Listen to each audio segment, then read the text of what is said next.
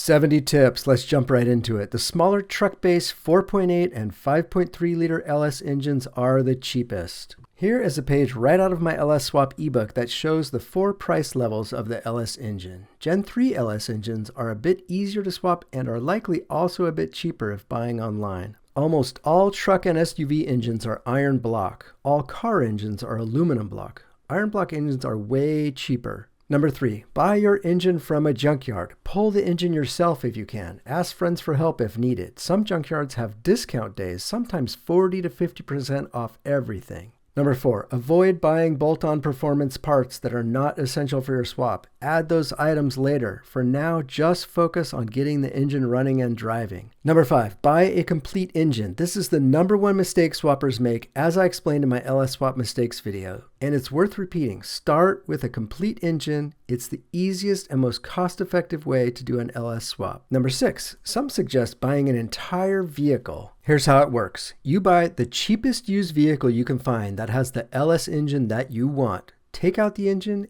and use it for your swap. Then part out the car by selling all the parts individually. You can sometimes sell all the parts for more than you paid for the car, which means you get a free engine, or at least get a heavily discounted engine. Make sure the engine is running. You don't want a crashed car and a broken engine. The more minor the damage, obviously, the better. And if the car has been sitting or abandoned, it is often the engine that caused the car to be parked, so be careful. By doing this, you also get all the parts needed for your swap. ECU, e-pedal, accessory drive, everything, which is great. That's what you want. But if you pay too much, you may not be able to sell enough parts to make this option a good financial choice. For example, if you pay $15,000 for a 2010 Camaro SS, remove a $6,000 engine and put it in your vehicle, then you sell the leftover parts for only $3,000. The $6,000 engine suddenly costs you $12,000. Number 7, use the truck intake. Yes, it's a bit ugly, but works amazing. If you've seen my intake video, you already know the TBSS truck intake is actually the best, and it's even better than any aftermarket intake too. The early truck intake is even uglier,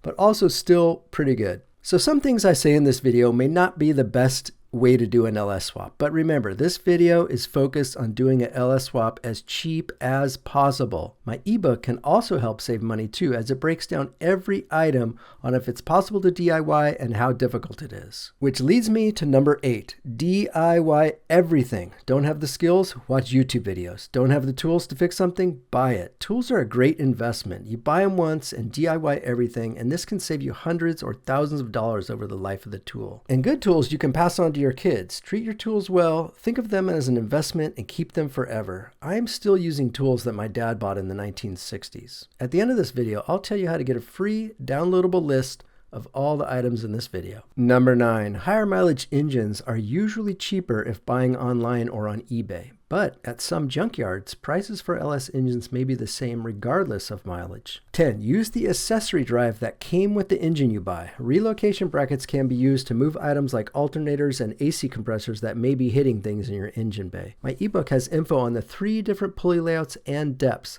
plus very detailed instructions on how to adapt the power steering pump to any steering box or rack. 11, you don't need ARP bolts for anything, and scavenge the junkyard for bolts, brackets, and hardware as needed. 12, use your stock oil pan whenever possible, the one that came with the engine. In some cases, it's actually cheaper to modify the subframe of your car by cutting and welding if you have the skills. Modifying an oil pan is much harder, since welding cast aluminum is difficult and prone to leaks. I don't recommend it. If the pan fails and dumps the oil, your freshly swapped engine can be destroyed in seconds. 13, if swapping into an old Chevy, don't buy mounting systems. Just use relocation brackets. They use the existing motor mounts and are super cheap. 14, if the engine you buy has drive-by-wire, use it. Switching to cable costs money. More on this coming up. 15, sensors are expensive, so get an engine with all the sensors still installed. By the way, you will have to watch 50 videos to get the info in this one video. Just saying. Please subscribe and give me the thumbs up if you like this kind of detailed information. Before we move on to the transmission section, I want to say this. Almost everything you buy immediately starts depreciating and losing you money. Your smartphone, home electronics, gaming hardware, clothing, furniture, all of it. But classic and older cars don't work that way. They tend to hold their value over time and are also very good at resisting inflation. As inflation goes up, so does the value of your classic car.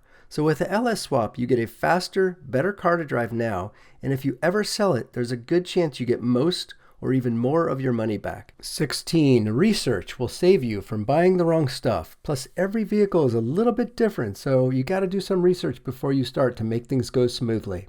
A quick comment on Gen 3 and Gen 4 LS engines using a page from my ebook. Gen 3 LS engines are usually cheaper and easier to swap. The two main downsides are that they make a little less power, and because they're older, they usually have higher miles. Gen 4 engines make more power and often have fewer miles on them because they are newer, but they're a bit harder to swap. Gen 4 engines had more tech, like variable valve timing, which gives you extra horsepower without sacrificing torque, and active fuel management, which helps increase fuel economy a little bit. The downside is that active fuel management can fail if oil changes were skipped by the previous owner. And variable valve timing can limit really aggressive cam swaps unless you remove the system. If you know anyone that's dreaming of an LS swap and can use this information, please consider sharing this video with them. The bigger the channel gets, the more I can continue to put out this type of detailed information. Are you ready to do an LS swap and invest in your vehicle? Or are you still learning so you can do a swap someday? My 250-page LS Swap Survival Guide ebook is built for both. It walks you through the entire process and helps you avoid the mistakes that waste time and money. And if you're wondering whether it's worth it, check out the testimonials here from people who've already used it on their own swaps. All of my ebooks also include free lifetime updates. No other LS Swap book gives you that. Let's talk transmissions. Obviously, the cheapest way to get a transmission for your LS Swap is to use the transmission that's already in your car.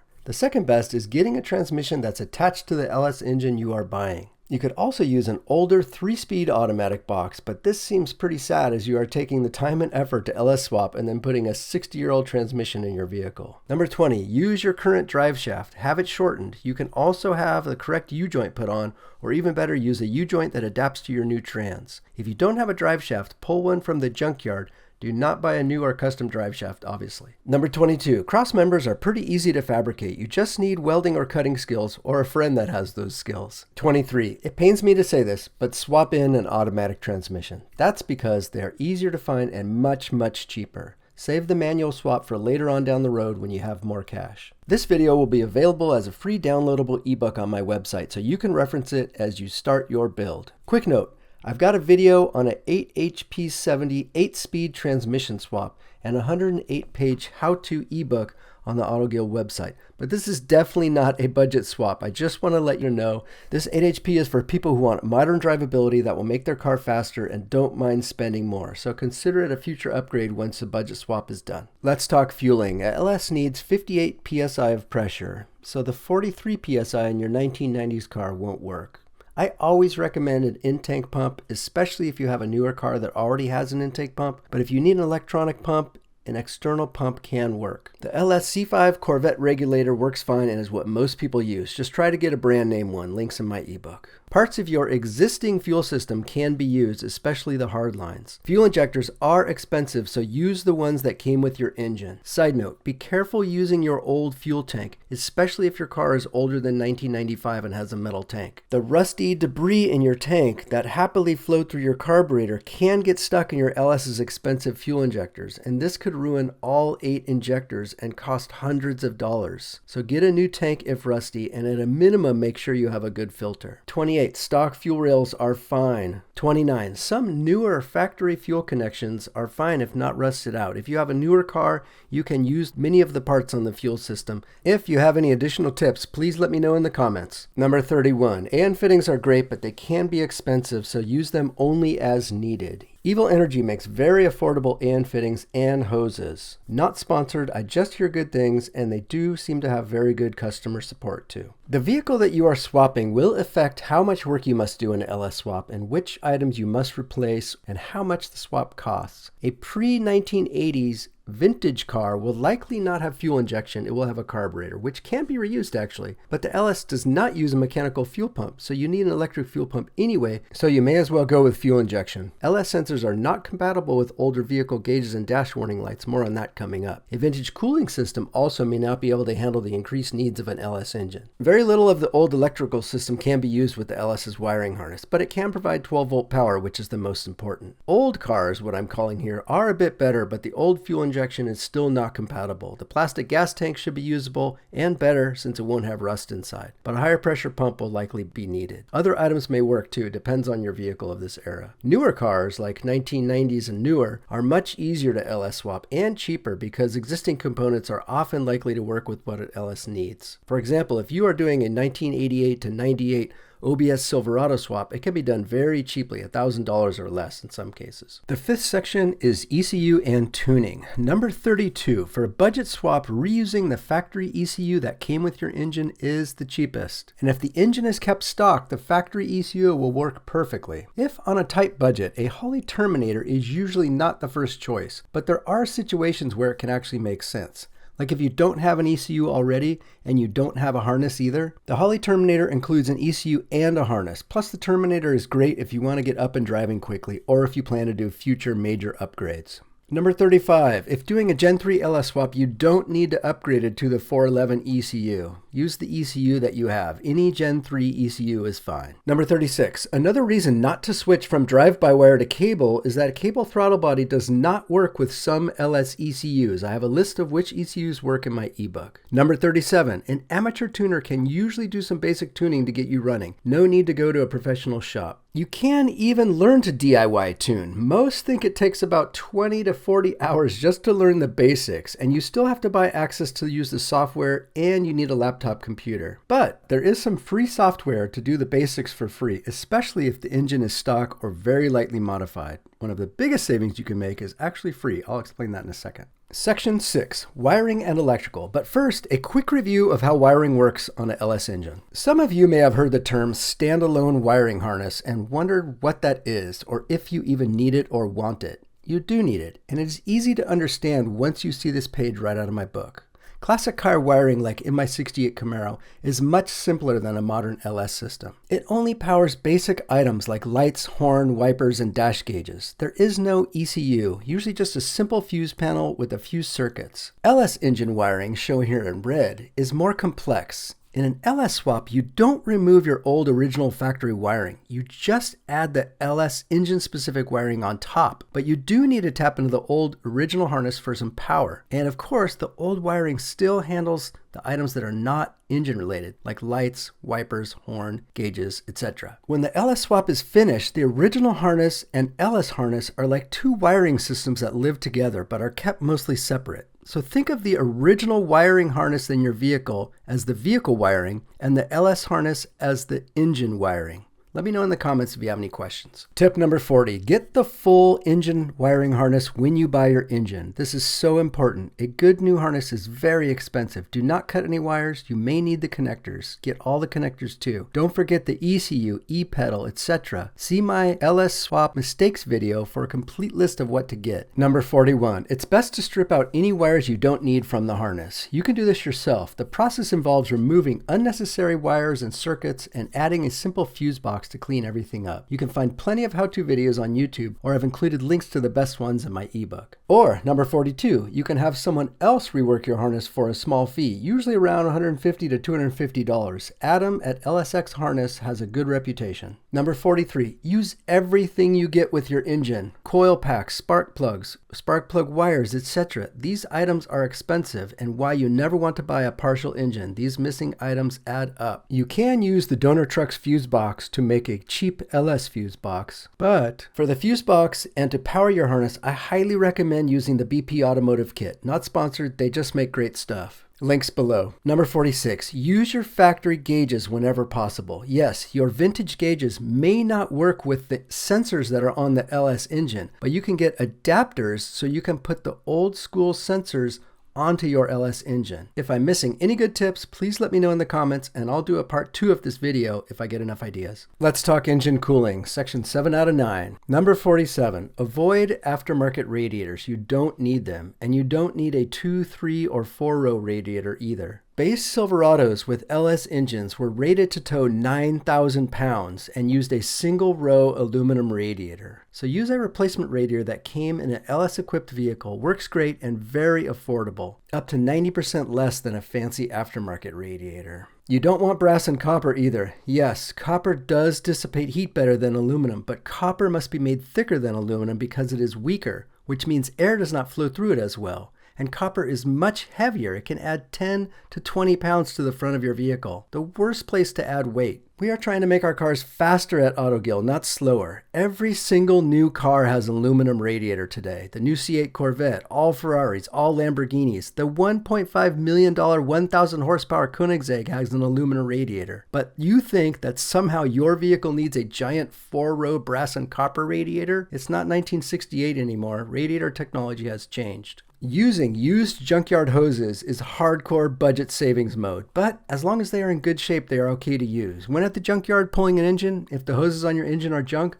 look around and take them off a different engine and switch out the better hoses while at the junkyard. The yard won't care and will still just charge you the same price for the engine. Number 50, mechanical fans suck and rob 15 to 30 horsepower, but if your engine already has one, well, that's a free fan, and free is as cheap as you can get. If you must have an electric fan for space savings, more horsepower, better cooling, or whatever, you should go with a brushless fan. This is the single best cooling mod you can do, and it's cheaper than anything you could buy new and more powerful. Use a used OEM brushless fan. See my video and my brushless fan ebook for more details. These used fans include a fan shroud too. A brushless fan is a win-win, cheaper and better than anything you can use. Number 52, use the steam ports. Do not forget these. I have a detailed diagram on how to best route these steam ports in my book. Do not cut costs here. It's not expensive to set this up. Use factory steam port hoses. Not doing so can overheat and kill your engine. Number 53, consider a pressurized expansion tank cooling system. That's what GM uses today. Most LS swappers usually cobble together crappy components using 1960s know-how. Then when their engines run hot, they go out and they buy a $1,000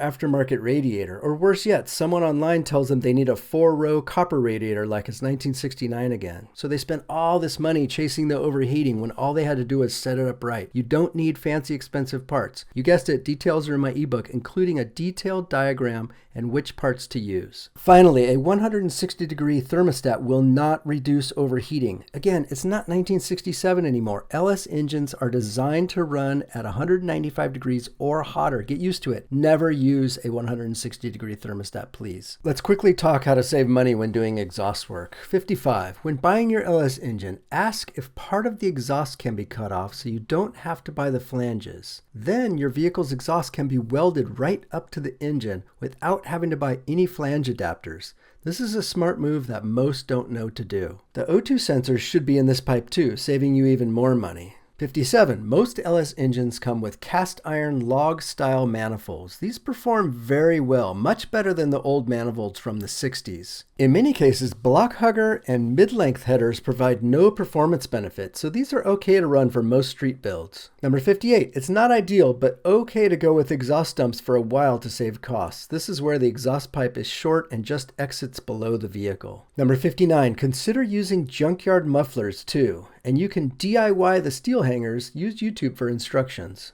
60. If you must have headers, buy used quality ones, not cheap new ones. Cheap ones often won't fit and will crack and will rust. Check out my header video to learn what makes a good header. 61. If you need pro exhaust work, use a local old school muffler shop, not a performance shop. And 62. There are DIY kits to build your own exhaust, links in my ebook. Okay, 8 more secret bonus tips. Don't open the engine up unless you have to. Don't replace gaskets, piston rings, just run it. Check the problems area section of my ebook to see what common issues need to be addressed. Otherwise, run the engine as is. 64. Used OEM parts on eBay are less money than new OEM parts, but used OEM parts pulled by you at the junkyard are even less. 65. Sell old car parts you are no longer using or don't need. Your old engine or maybe transmission. Any parts you've already replaced off your car.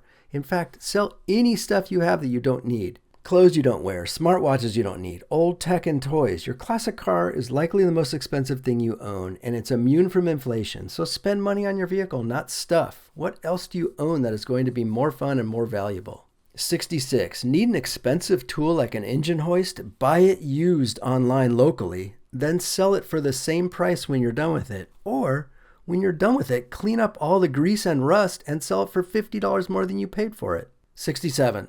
It's going to be very tempting to sit on your couch and order super cheap Chinese parts off Amazon. There are a few exceptions, but avoid unknown Chinese parts. In the long run, they will likely cost you more money. 68. The LS swap can be done on a budget. Just pace yourself. Do one item each month, maybe 2 items as money allows. You don't need to buy everything at once, so just relax, take your time, and do the swap. 69. Network. Meet people who can go to the junkyard. Ask if you can join. Offer to help car guys and friends in exchange for parts or knowledge. Network with friends who weld, tune, fabricate, trade parts, and borrow tools with other swappers. Find an old guy who has skills and ask for help. Then help him with stuff that's hard for him to do, like installing heavy parts. Finally, relax and know that once the LS swap is complete, you will make most of your money back when you sell your car, or even more money in some cases. Thank you for watching Auto ɡild and good luck with your project.